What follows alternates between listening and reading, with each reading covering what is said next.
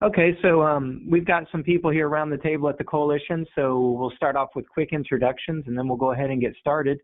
My name is Scott Stevenson. I'm the Quality Initiatives Director. Patricia Sanfield. Lily Howard, Professional Development for Quality. Elizabeth Viola, Chief Program Officer.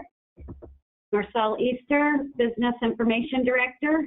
Mary Brewster, Provider Relations. Diana McFarlane, Youth and Sponsor and Inclusion Specialist. All right, thank you. Okay, so first on our agenda is our updates and provider news, and we'll turn that over to Elizabeth. Hi, everybody. Welcome to mid-October. When we were doing this news update on Saturday, I was doing it, and I was like, I want to be outside because the weather was so nice. And then yesterday and today it's been rainy, but that's okay. Florida weather. On Saturday, we sent out our provider news update, and I'm really going to use that email to focus on giving you these updates that are going on. And I'm just going to jump right in. So attendance update for the month of October. For October, OEL has gifted everybody up to 16 absences with no notes needed. What that means, you don't have that on the keyboard. Sorry, everybody. What that means is that traditionally pre-COVID, you were allowed to have up to 10 absences. 3 of them were excused with no questions asked. And then absence number 4 through 10, you would have had to have a doctor's note or a parent note justifying the absence so that we could pay you for it. Now, since COVID started, up until the month of October, you were gifted any amount of absences to help. You were paid on enrollment to help fill those gaps of kids not being there. Starting in October, and we talked about this in the last provider meeting, you'll be paid for 16 absences with no notes. So let me say that one more time. So for October, you will log your first 3 absences as you typically would, and you've been doing that this whole time. And then your absences number 4 through 16, you're going to mark with a D. Okay? Let me pause for a second, see if we have any questions about attendance rosters.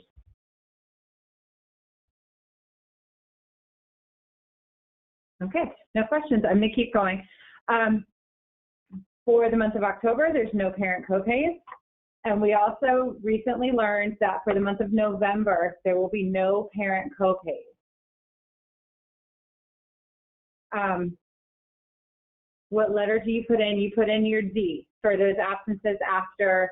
The question is, what letter do we put in to record an absence after the 3rd absence? So anything from absence number 4 through 16, you're going to put that D. For disaster. Okay, and so parent copays have been extended. The coalition is going to continue to pay parent copays through October as well as November. And I'm going to pause because we do have a question. What do we put for ESS after 10/1/2020? So your ESS enrollments, you're going to watch the referral dates for eligibility. Also on your attendance rosters, their eligible period should be in their calendar on your attendance roster. So you would mark those just like you would any other BG1 child. Okay? The letter is D. D as in dog. D for disaster. And that is to answer the question about what letter do we put for the attendance. Go ahead. They don't really have a letter until you look at your summary, so you are going to pick closed due to disaster. So when you go to your summary, right where you sign it, that means you will see the D in there. But remember, most of all of your absence reasons is now a reason, not a letter for you to pick up. Yeah, thank you for that clarification. I'm glad. So we got a comment saying our bookkeeper is very thankful for the early notice on covering parent copays. We learned this on Friday, so we put it out in the email updates to you all on Saturday, and now we're repeating it here so that you can have that notice now rather than the week of November 1st starting.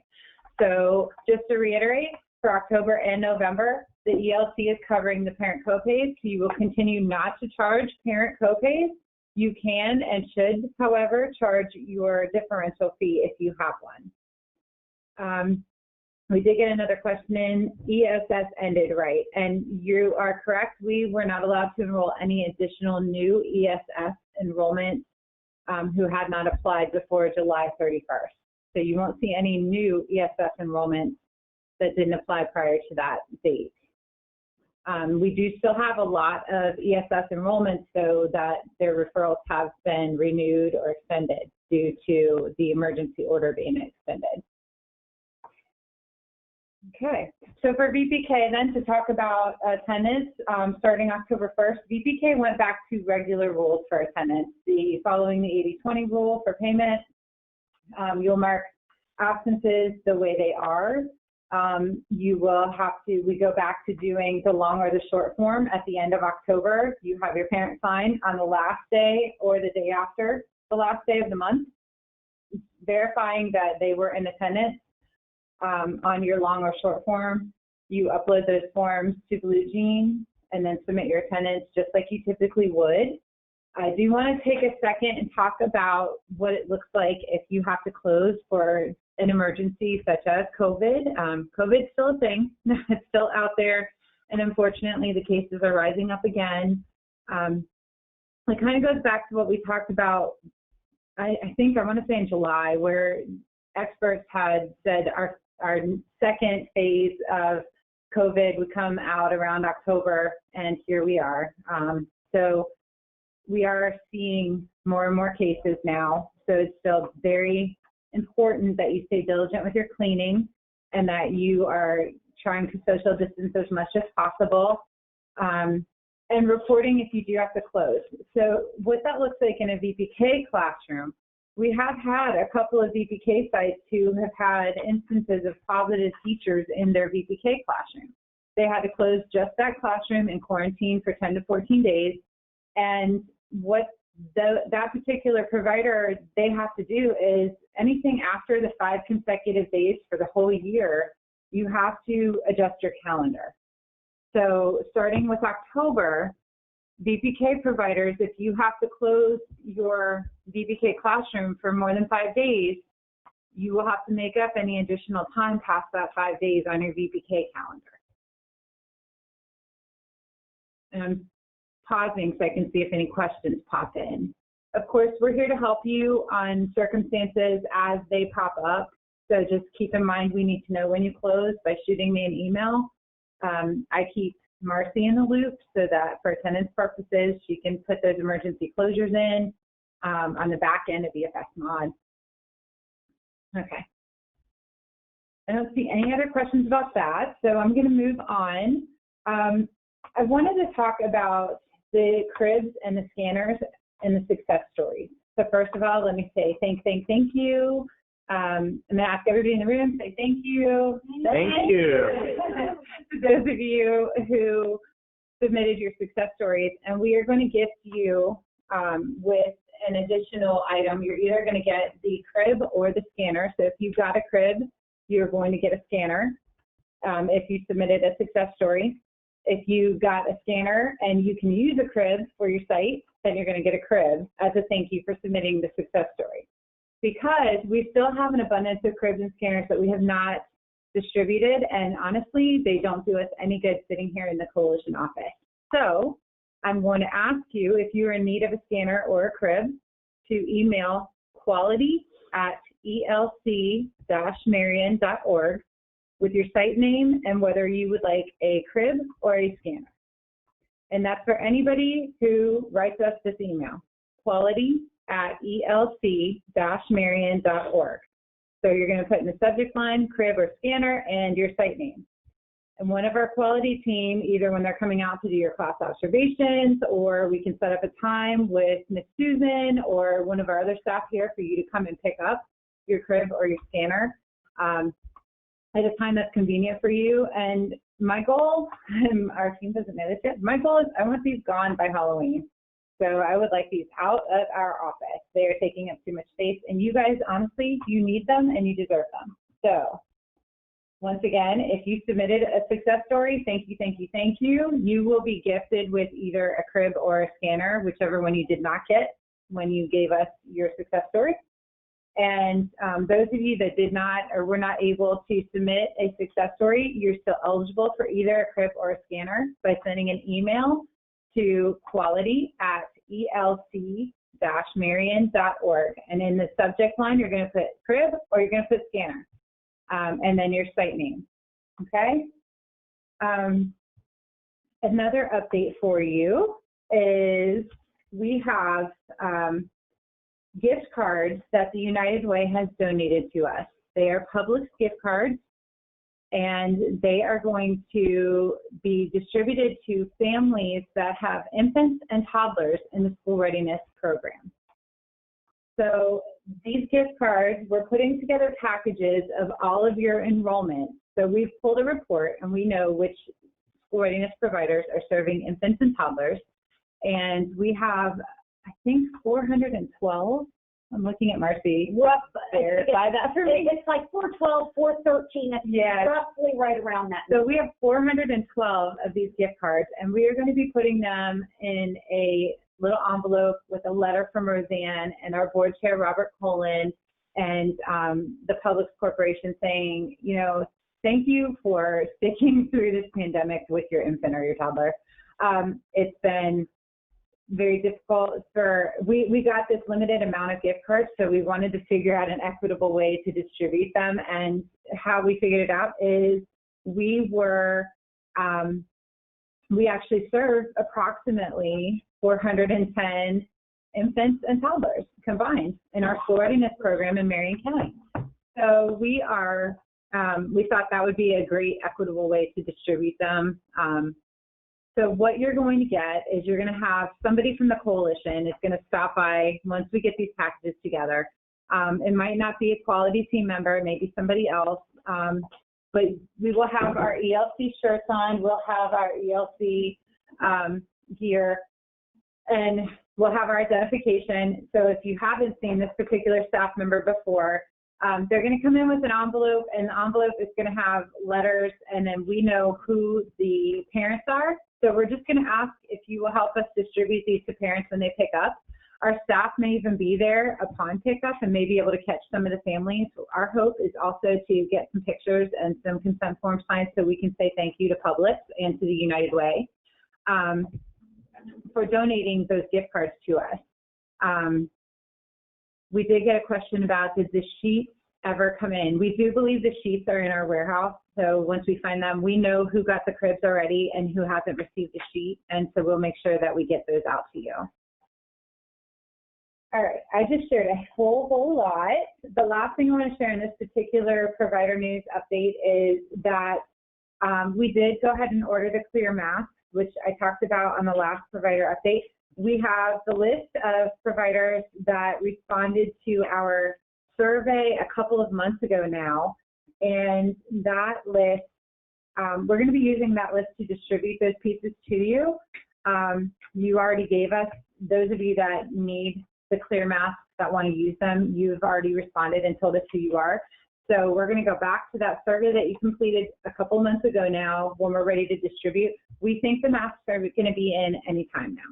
So we're looking forward to reaching out to you to get those out to you. And I think that is it. One more thing for my update. You may, I know, I talk a lot. You may have received from the Office of Early Learning yesterday, late yesterday, a letter that starts out with October 19th, 2020. It says, Dear SR and VPK providers, this is an important update to your SR and VPK payments for November. So a lot of what's listed, I don't know if OEL did send it. We heard that OEL was going to send it yesterday. I don't know if it did happen or not. But one of the things that is said in there, which I mentioned in the update to you all last Saturday, is that the attendance the absences is going to, for November 2020, November absences, that they're going to give you 14. So we're doing kind of a step down from all of the things that happened for COVID to accommodate COVID. And I just saw from providers that you did get the letter, so I'm really glad to hear that. You can take that letter, and in my update on Saturday, it said this is not final. So once you got that letter from OEL, it is final. So for November, let me go back. For October, you get 16 absences for school readiness. For November, we're going to drop down to 14. So you're starting to see a trend there so that we can get back to our normal processes. Let me pause for just a second, see if we have any additional questions. Okay. All right, now I really am done with my update. So next on the agenda, we have our partner updates. This is the part of the agenda where we kind of open it up to our partnering agencies who are with us today on the call. So if you'd like to give the audience an update, if you'll just raise your hand, we'll take you off mute.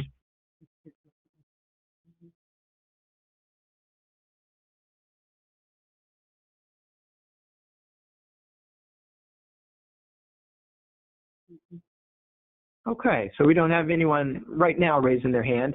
If there is someone on the line who later wants to give us an update, that'd be fine. Just raise your hand and we'll get to you. So moving on to the agenda, we've got our VPK updates. And first on that is our worksheet on the wraparound rates for VPK. So I'm going to turn that one over to Marcy. Okay. So I have been working, and you'll have to bear with me, everybody. I am doing multiple things. I'm running this meeting, and I'm also working on our Gift for Marion fundraiser going online right now, our 24-hour fundraiser that we're working with the Community Foundation. So I've got multiple screens up here that we're running off of. In the meantime, what I have just put on the screen, yes, you can see that, is this lovely little tool that I am going to have our quality department send out to you as soon as I lock down a few little pieces. What this tool is going to assist you with is scenario on your VPK wrap rate. I know I get quite a few questions as to how can I estimate the wrap rates and how do I know what's coming from which program. So what I've done is scenario A is a readiness and VPK provider, and it kind of walks you through the eligibility, how many hours, right down to program guidance that this relates back to. Child B, or scenario B, is a VPK SR student with Head Start, and how that whole scenario works, like I said, step by step for each program. And last but not least, this would be a school readiness child that is not enrolled in VPK but is enrolled in Head Start. So I'm really hoping this will help give you that guidance in a clear scenario situation that you know that if you have Head Start at your site and you have children that are SR in there, or SR and VPK, that these children we need to know about, because that means you are not being paid right if we don't have them on a Head Start calendar, because that is a separate program. So that is extremely important for us to know, because you don't want it to come back a little later and us have to do adjustments to pick stuff back when we find out that there's Head Start kids there. The second tab on this is to assist you with, okay, what's the calculated rate? Now, these are all approximates because your hours are a little different, but this will help give you a guideline here. Up at the top, this is your market rate, which is the max coalition reimbursable rates without differentials. That's what's indicated on these gray boxes. So everything in gray, you have the ability to update that information. Everything else is going to be locked down. And I put these nice little notes in to try and explain what goes into each of these areas. The second area is provider contracted rates with differentials. So your daily rates, fill in your contracted amount with your differentials. These can be found on your contract. You have all your pricing in there. These are all based upon a PR3 to a PR5 level. The next section is going to be VPK on here. So where it says number 4, this is fill in your classroom hours from your VPK. This makes a difference on what your school readiness wrap is going to be. And for any children that may come to your site for SR but does VPK at another site, if you know how many hours theirs are going to be, you're going to kind of figure out how many hours you're going to get paid for that child for SR.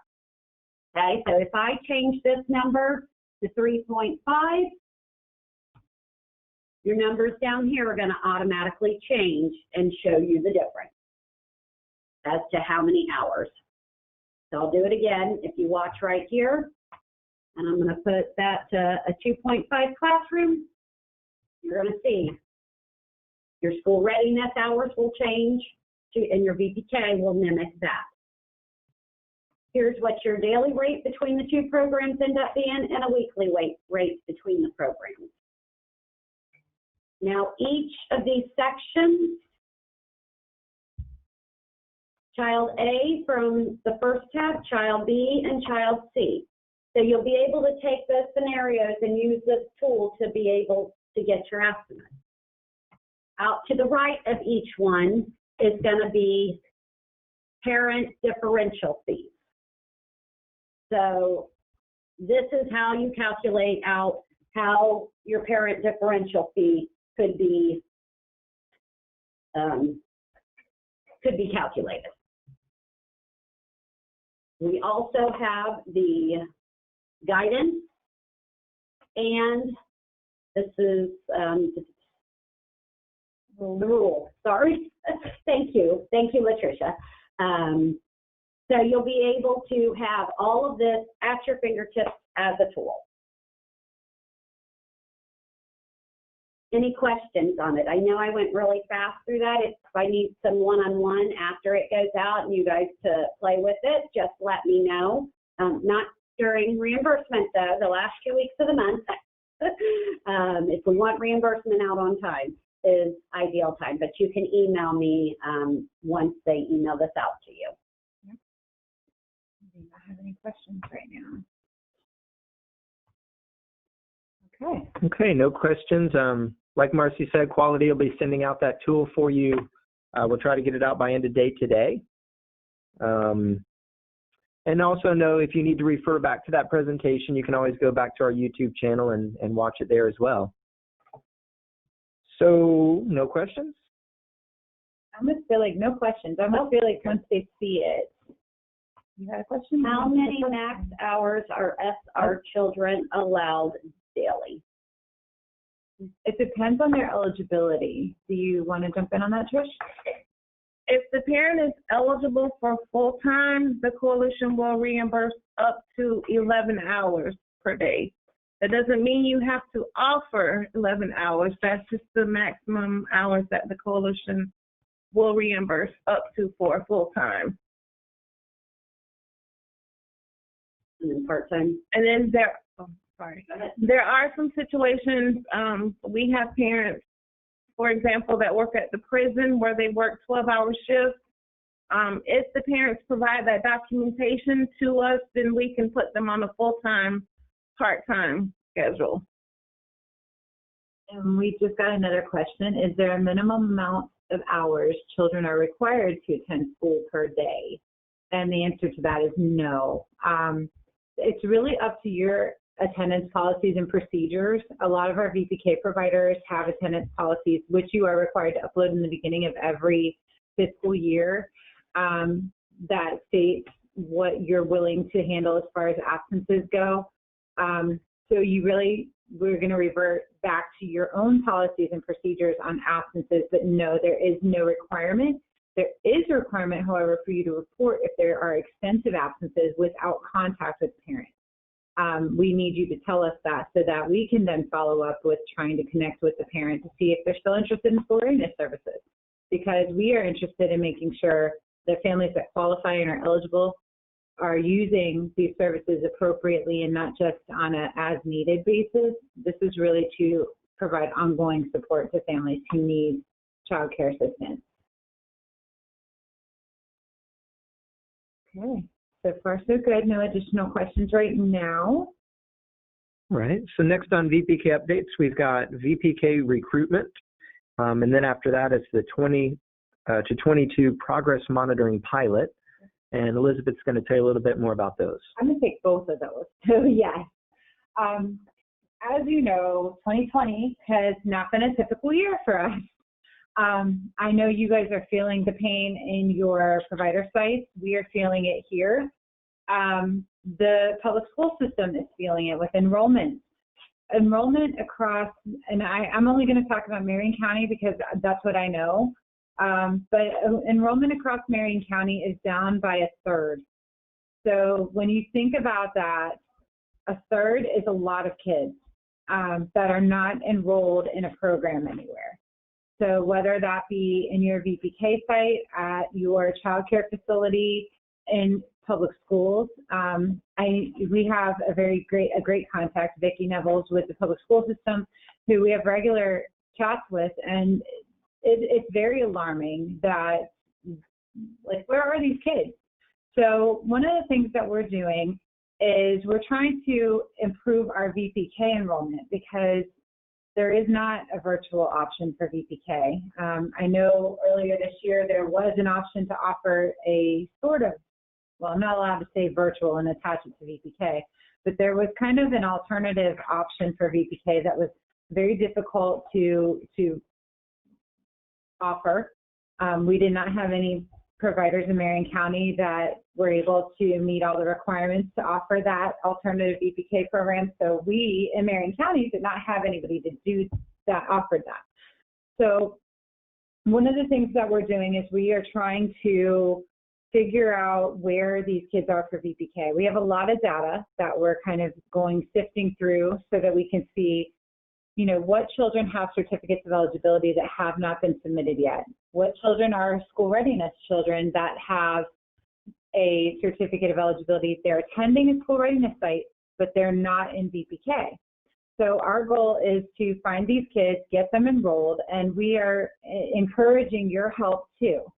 So part of that, I have a poll. Part of that is you have options as a VPK provider to offer multiple classes throughout the program year.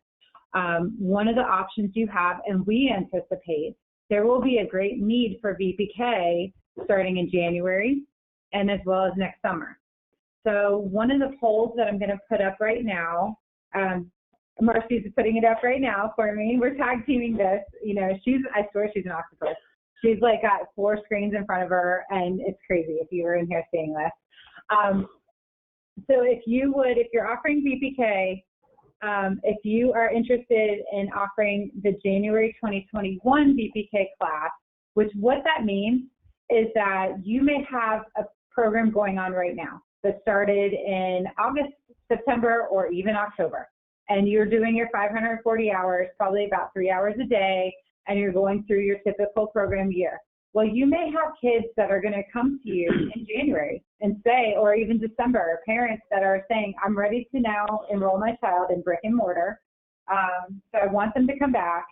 And so you may decide that you're going to offer a calendar that goes from January to, let's say, May. And you may do 6 hours a day to get your 540 hours in. That is an option for you.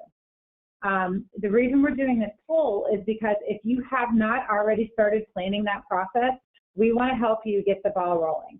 And we want to help you get that calendar in the system so we can start advertising that program on a lot of different ways. So we have a couple of billboards throughout the county. We are doing some different advertising options. we are throwing it up everywhere. We're participating in all sorts of different things throughout the community to try to get the awareness about VPK up. Roseanne is on a ton of different boards, so along with some of our staff, she's in touch with just different community partners that have a lot of engagement in the community. We're using an article through Family Times. I don't know how many of you know this, but the coalition has an article in every single Family Times magazine that comes out. So the next one that comes out, that will be I think it's December, January version. We'll have an article from us talking about how the measures you all are putting in place to make it safe for kids to come back to your site. We would like to feature you in this article alongside with the coalition. So we know what we've done to support providers and families in returning back to a safe educational environment. We want to highlight what you're doing in the community as far as your increased cleaning, you're decreasing class sizes, you are wearing masks or you're not wearing masks, but you're requiring temperature checks at the door, the things that you're doing. And we are willing to back that by saying, and Pastor, I'm going to put you on blast and say, your site, Kids Prep, Kids Prep is checking temperatures of every student that walks through the door. And we want to put that in the article that's published in Family Times magazine. So if you're interested in that, shoot me an email so that we can I can get a couple of quick sentences about what you're doing. One of the calls that I received this week is from another provider saying, are you guys pulling from the wait list because we're not getting any new enrollments? The truth is absolutely. We are clearing our school readiness wait list. We are enrolling families every day. One of the best things you can do is advertise your program. So I know that's not really a VPK, but it's beneficial to get those kids into your program. So let me stop. I don't see any questions that have come in. 42% of you have voted, so I appreciate that. We have one more question in the poll that Marcy's going to pull up. If you'll participate in the second question is, if you said yes, and 38% of you said yes, have you updated your VPK application and add this class? And 100% of you so far have said no. So we're going to make sure that we reach out to those of you that did say you're going to offer the January class, make sure that you have, that you're comfortable with it and you know what that means and that you know how to recruit people for that. I think that, yeah. And then the other question, if you all can type in the chat box or even the question box if you want, what are you guys doing to recruit kids for VPK? We know at the coalition level what we're doing, but we would love to hear some innovative options. Or if you want to talk to everybody, you can raise your hand and we'll be happy to unmute you and let you talk about what you're doing to recruit kids into your program. Especially those of you that are full or have a wait list for VPK, we want to know, how did you do that? What are you doing to get kids in your program? So I'm going to be quiet for just a second so that we can see if anybody raises their hand or says anything in the chat box.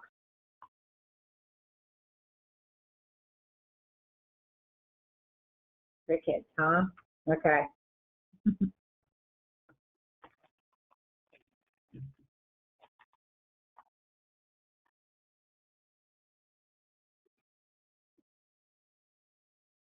Okay, so we have one provider that chimed in and said we are not advertising. We have 2 full classrooms. So that's fantastic. Since you have full classrooms for VPK, do you have a wait list? And if you do have a wait list, do you have a partner VPK program in the community that you would say to parents, we might be full, but I don't want you to lose this opportunity. I have this partner in the community who is offering a program that's very similar to ours. That would be a way to help support VPK in the community and amongst providers. Thank you for sharing that.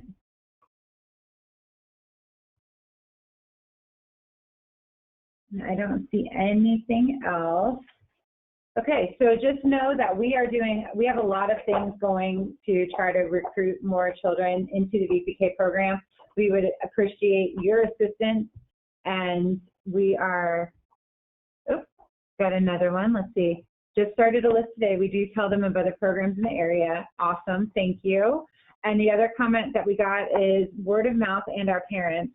They have 2 full VPK classrooms, but would like another classroom and need qualified teachers. Yes, we do know that qualified teachers is an issue, and that is an issue across the board. I think all of you could raise your hand at that one. We are working, I'm on the Business Advisory Council with the public school system, and one of the things that we're doing is looking at the high schools that are training future teachers that and students that are interested in becoming teachers to make sure they're coming out and graduating with the right training under their belt and certifications so that they can walk through the door with you and be ready to learn your way of teaching and instructing so that you can kind of help develop these younger teachers that are coming into the field. That's one of the things that we're doing to recruit qualified teachers. One of the things you can do, though, to advertise your program if you're not doing it already is joining some Facebook group pages like Word of Mouth, Ocala, Bellevue, Denellen. There's one of those Word of Mouth pages for everybody. There's also a lot of parenting groups for Marion County on Facebook. And those parenting groups, I am in there, Marcy is in there, we have some staff that are in there, and I see it almost regularly, parents that are looking for quality child care providers, and they use what other parents say on those lists. Now we, coalition staff, we are super quiet. We're like ninjas in there. We are just paying attention and we're just watching what people are saying so that we can be on the alert for anything odd or weird. But reach out to the coalition for a listing. And you'll see, yes, you'll see very random comments on some of those threads about, you know, especially if there's a complaint. So we are always watching and listening and kind of trying to take the pulse of where parents are and what they're asking for. So those are great free ways to advertise your program. If you need any help or want to know more about that, you can shoot me an email. Be patient with me. I think I have 400 of them in my inbox right now, but we'll respond back and let you know, different places where you can advertise at no cost or very little cost.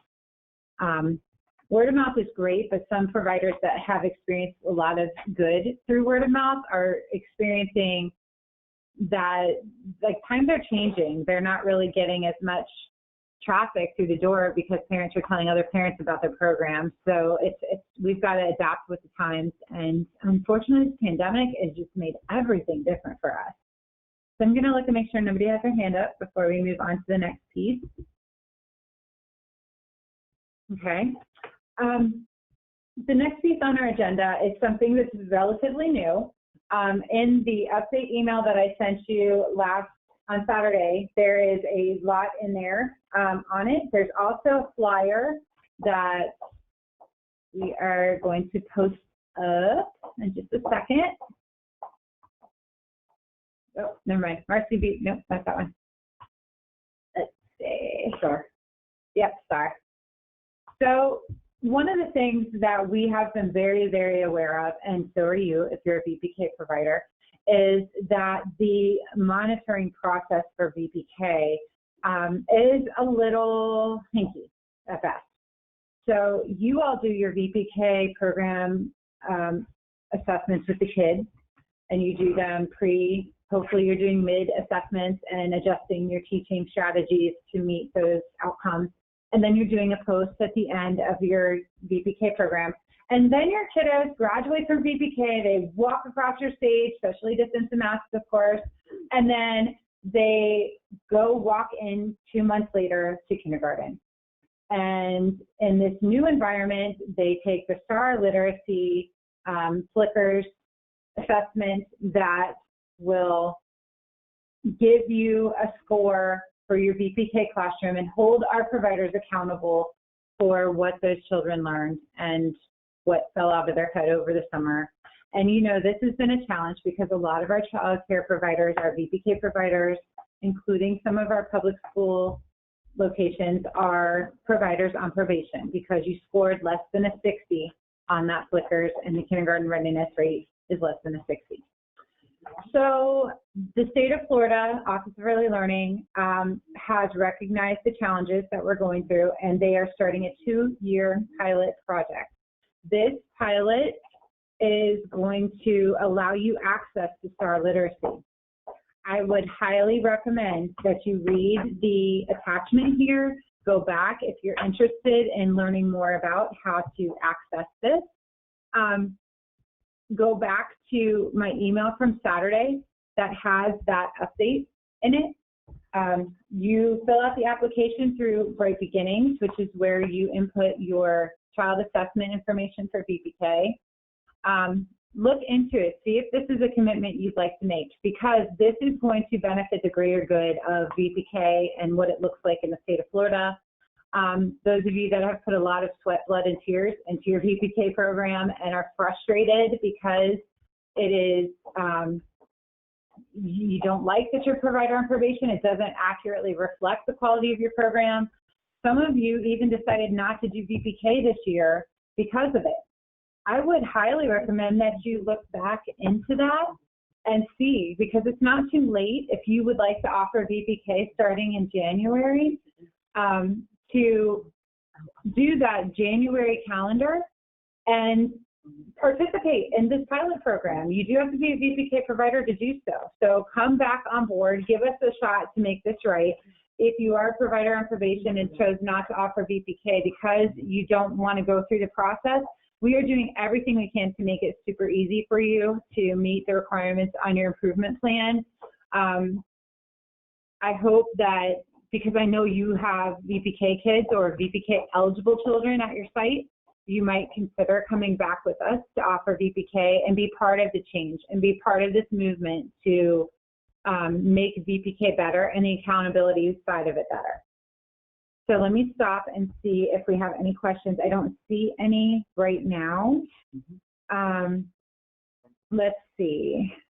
Let me pause. That's a lot of information I just gave you. So again, you can go back to the email from Saturday to get links and the actual, and on your screen and attached to this webinar is the VPK Progress Monitoring Pilot Flyer. That's it. Okay. So, oops, it says, let me see, we did get one. Let's see, it says in the 2021 school year, would we begin AP2 if we are approved? To be honest, I don't know the answer to your question, so I'm gonna, this is just as new to me as it is. It came out last Thursday to me, so I wanted to get it out to you as soon as possible. So I don't have the answer to your question right now, but I believe as we get more information, if you're approved, I know that there is a strategy in place. So if you're approved to participate, you will be given all of the details that you need through the Office of Early Learning. So let me come back and look. So we have a comment. This is interesting. I completely agree with you. I think this is a move in the right direction. I think this shows that OEL and the powers that be are listening to our voices when it comes down to, you know, the concerns you all have expressed and we have expressed for years now about the connection of VPK assessment to the Flickr screening that's in place. The other question, is this a national program of a Florida program? Because other states use STAR assessment and rating systems. So this is going to be connected directly to the Florida VPK program. You're absolutely right. STAR assessment has been used for years and years and years nationally to gauge student readiness. But this is going to focus on VPK assessment and STAR. Well, I don't know if it'll focus on VPK assessment. Let me back up on that. I do know it'll focus on the Flickr screening and what our children look at when they go into STAR in the fall. So let's see. A provider just said, I just attempted to do this and got an error. Maybe it isn't live yet. It's possible it's not live yet. It's possible I jumped the gun and got you this information, but I'd rather you have it early. We can look into that. Scott, will you write a note to help me remember to look at it? Don't give up. If you're interested in participating in this, don't give up quite yet. Let us look into it a little bit more. And in our follow-up update, we might be able to either give you some information on it or something else to tell you when it will go live. Okay. And I think I don't have any more questions, so I think we can move on our agenda. Yeah, next on the agenda, absolutely, is programming updates. We're going to throw it back to Elizabeth. You guys are getting a lot of me today. There's a lot of program stuff today going on. I do have a piece in here, but it's later. Yeah. Yes, we'll start with you to do the 3 T's and the PDG grant. Yes, so you've heard us talk about the 3 T's program that's initiative through the PNC Bank. Talk more, take turns. And our 3rd T, I'm putting everybody on blast in here. Tune in, thank you. See, we do that here, we practice. And of course, I do all the talking, as you can tell. So the talk more, is for everybody else. Talk more. I need the take turns part. And it's you guys' job right now to tune in. So one of the things that we've noticed with this program is we are not getting a lot of parent participation. So we really want to encourage our providers to get involved. Your teachers can participate in this. You can participate in this. And part of what happens is if you log into the 3 T's, which I will post the website for the 3 T's up here in just a minute in the chat box. And if you participate in the 3 T's, you go in and you register. As soon as you register, if you shoot an email over to Jolynn Rathel at our coalition, she will send you a $5 Wawa gift card. So just for registering to participate in 3 T's, for your parents, for you, all you have to do is register and shoot her a message that says, I registered with a screenshot, and she'll send you a $5 gift card. Now, then once you register, there is a bunch of different parenting videos that are in there, and they're really neat. They're easy. There's a lot of resources on there for childcare providers. Sienna loves 3 T's. She noticed the curriculum right away and thought it was fantastic. So I'd encourage you to log into the 3 T's website. We're going to put that up on the screen in just a couple minutes. And if a parent goes through all of the different video components and they become a champion parent, they're going to get a parenting packet. And we're going to hopefully be able to drop packets off to childcare providers and for the parent. When they come pick up their child, they're also going to get their 3 T's parenting award. So there's a lot of initiatives tied to that. So we would encourage your participation. Yes, we can definitely put the 3 T's link in the email blast follow-up after this that we do. We'll do that. So your parents and your teachers and you can participate. Our goal is to get this out to 280 families by June 30th, 2021. So we just want to encourage your participation. The other thing that is about to be launched, it's not quite ready yet, but it will be launched pretty soon within the next couple weeks, is our Baby Basics Kit, support kit. It's an initiative that is a grant that we received through the JPB Foundation. And basically we will have a infant basics kit available to any new mom or expecting mom. And it has things in it like baby wipes. We have diapers available here at the coalition through our public partnership and diaper drive. We have infant car seats available, which have a carrier. We have pack and plays available. We have diapers, and I said diapers already. This kit will have things like a baby proofing kit. The first set of little remedies, all natural medication. It's medicine, but it's all natural for infant tummies. So parents are eligible for this if they're receiving services from any other program in the county. So if they are a school readiness parent, they can receive one of these kits if they have an infant under the age of 1, or they are expecting an infant within the next, I don't know, a few months. So that's more to come on that. These kits are fully inclusive. We anticipate the value to close to $175 per family. We also have a stroller available. So some of our families that don't have vehicles or can't drive, they're walking everywhere. I know you all serve those families. So we would have a stroller available to travel easily with the infant. There's also the opportunity, there's a gift card available to purchase formula. So we have a lot in this baby basics package. So you'll be seeing more about that. And there'll be a referral form that you will have that you'll be able to refer families to us so that we can get them this kit. So that is coming. The other thing that's coming out in November and December is virtual books, balls, and blocks through the Help Me Grow program.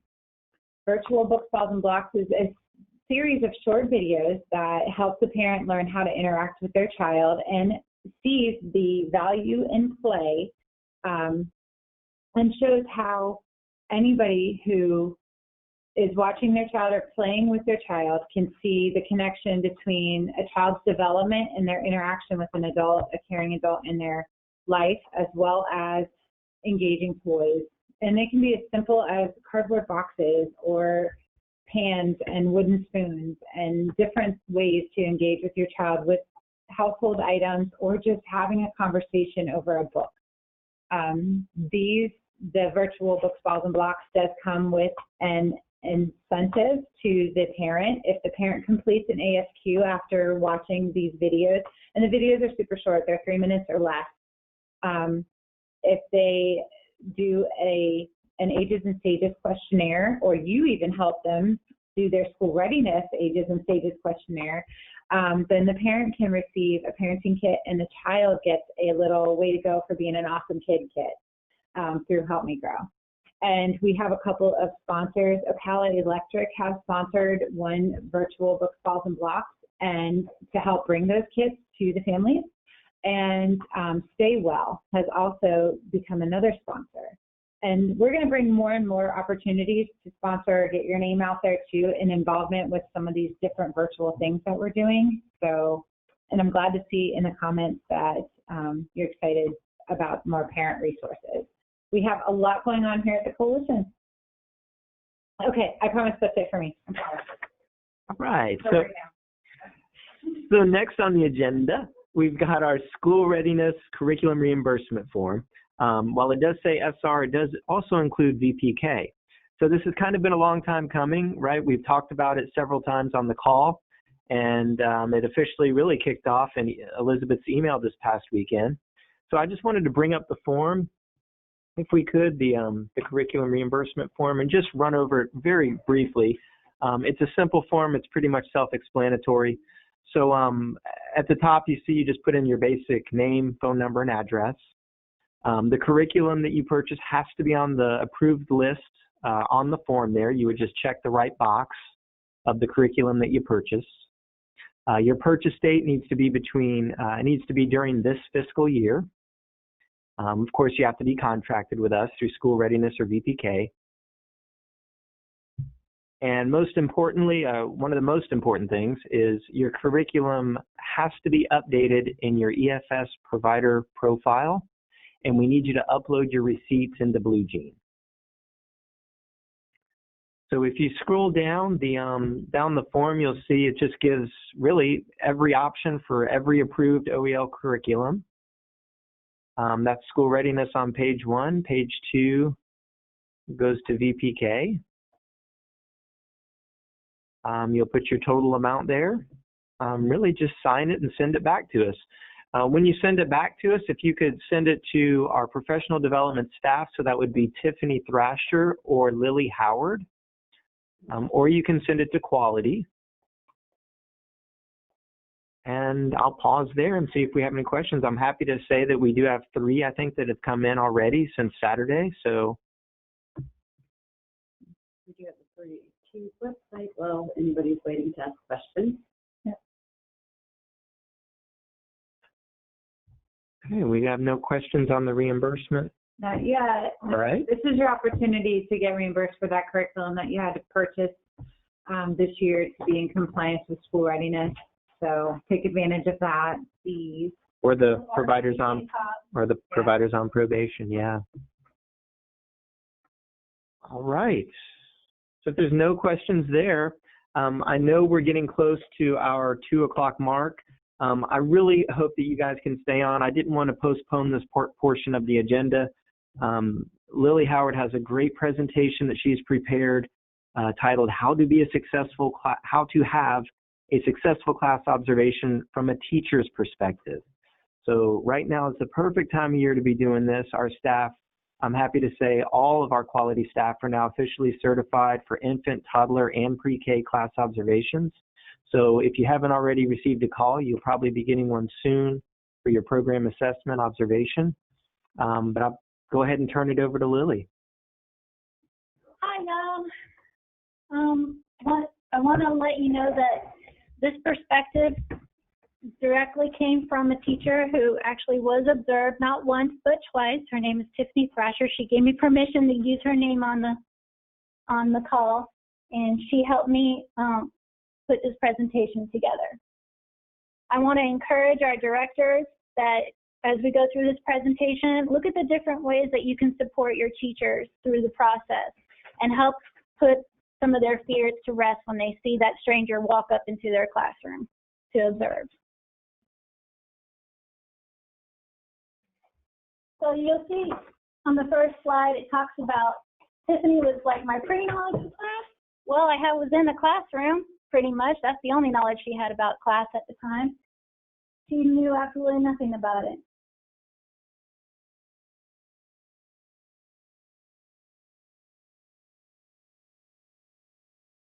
Oh, how pretty and fancy that is. I love it.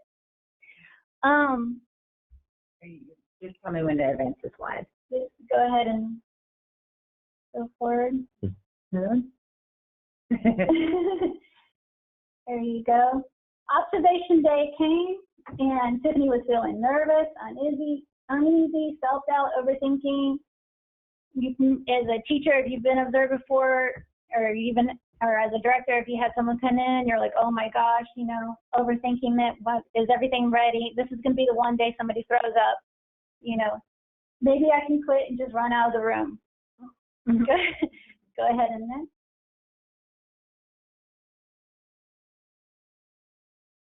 So these were Tiffany's thoughts on the first class observation. She was anxious for the results. It was like she felt like she was being graded. She started to feel some inadequacy. This is where directors can come in and be a support to their teachers, letting them know they did the best they could and that you'll work together on the outcome. Relief because right now it's over. She felt overwhelmed. She noticed that the observer was professional and that there was little to no interaction from the observer while being observed. Wasn't sure how to take that one. Observer had little impact on the student's behavior. Really, that's our job as observers, is we are there strictly to observe. We're not there to interact with your kids. We're not there to answer questions. Again, thought about running out the door. So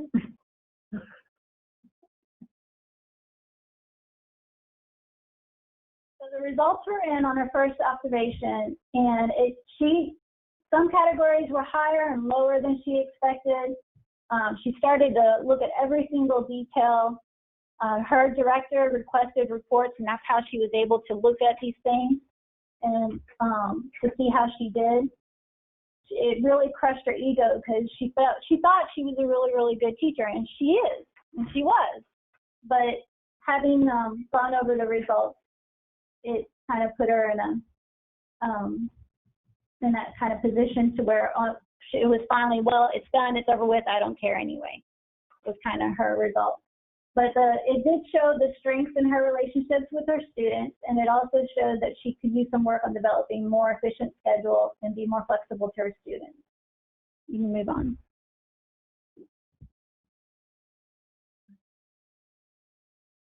And this is where, and reports are available upon request, where Tiffany said her director was a key proponent in helping her shore up for the next one. Her director's encouragement made sure that it took away her fears. And when she got to see the details, and we use initials a lot when we're doing our notes, S for student, T for teacher, she was able to read it and see that it wasn't judgmental at all. It was strictly objective. It was exactly what we saw or heard. And she took notes and decided to use it as a tool and a guideline to improve her skills, which is what a class observation is all about. It's how can we do better? Not that you're doing bad, but how can we do better? So after putting the notes to use, and she got a real good glimpse of, you know, an outsider looking in, things that she could improve on, she became more focused on the children, and she improved on her flexibility of being able to let the children lead more in the classroom. You can go to next. So her second class observation, it came by, and she didn't even know the person was there. She was like, what? Wait, what? I was observed? She was so focused on her kids. She was so focused on the activities that they were doing and being there and being present in the moment, having those conversations. And it made a huge difference.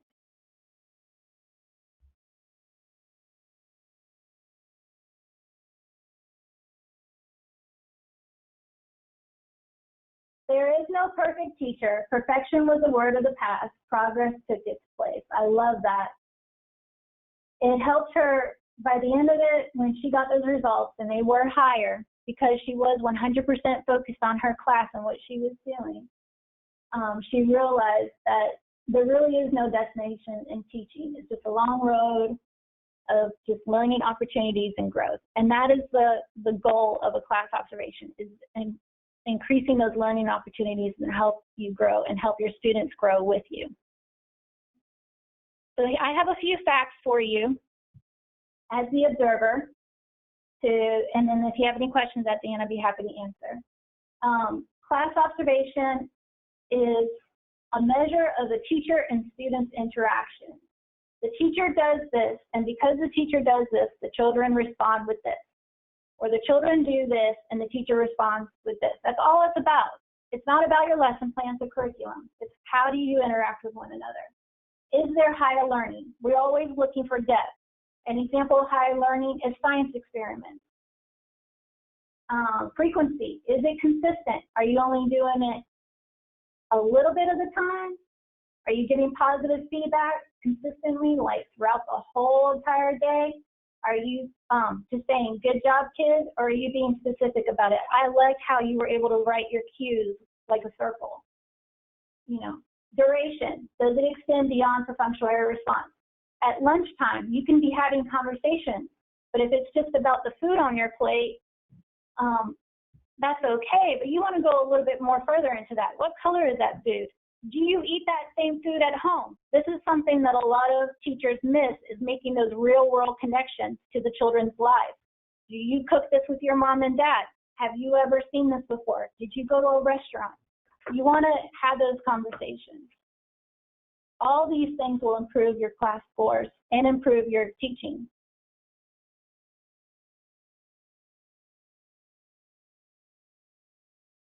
And then this is basically just a little bit of encouragement. The mediocre teacher tells, the good teacher explains, and the superior teacher demonstrates, and then the great teacher inspires. And I think if we all were honest with ourselves and thought back to our own schooling and our own times in the classroom as a student, and you had that one teacher that stood out, that was an inspiration to you. That one teacher was an inspiration because they did all those other things. They didn't just tell you what to do, they showed it to you and they explained it. That's it. Mm-hmm. So we did get one question, Lily. Can we use this PowerPoint to prepare our teachers for observations, and can I use it in my staff meetings? And I answered that for you. Please yeah. do. Please, God. This is going to be on YouTube by Friday by the grace of Cody. And we will send it out to you. It is in PowerPoint, so if you don't have PowerPoint, it might be a little more difficult, but YouTube will definitely allow you to access it in a different way without having to have that PowerPoint. But yes, we will definitely send it out. Please do. Please, please, please. So far, and we got a big, huge thank you, exclamation, exclamation, exclamation. Thank you very much, Lily. And can you touch on the professional development opportunities that are coming up, just to finish off our agenda there? Sure. So, Ron, Lily. You got it. Thanks, Lily. you're so welcome. We're always here to help each other. That's what I try to. I try to promote is we're here to help each other.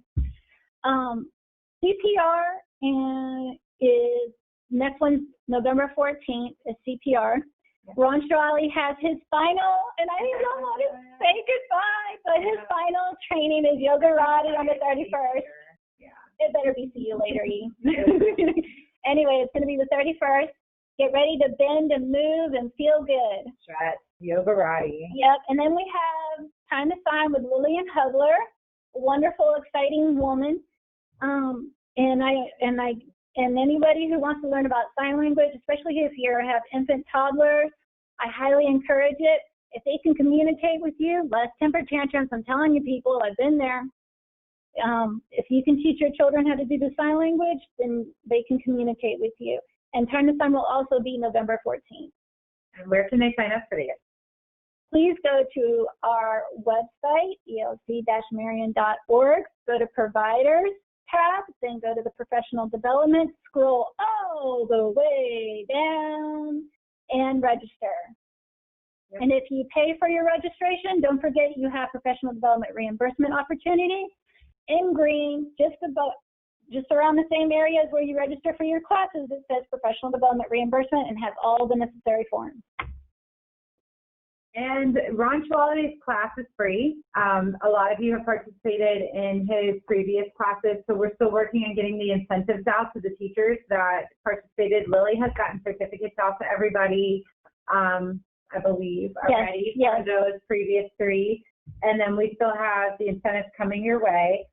It's a little different when we do these online ones because then we have to place the order and it has to come from the manufacturer directly to you. It's just a little bit different for us, so thank you for your patience with that.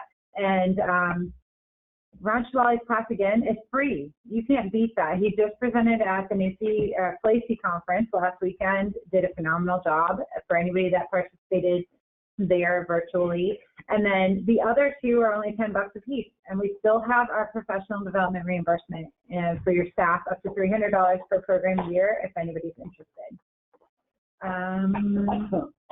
Let's see. People get back to work. I know. We just have so much. Okay. All right. Thank you for sticking with us. We've been 10 minutes over. Everybody say bye. Bye. Have a good one. Bye, everybody.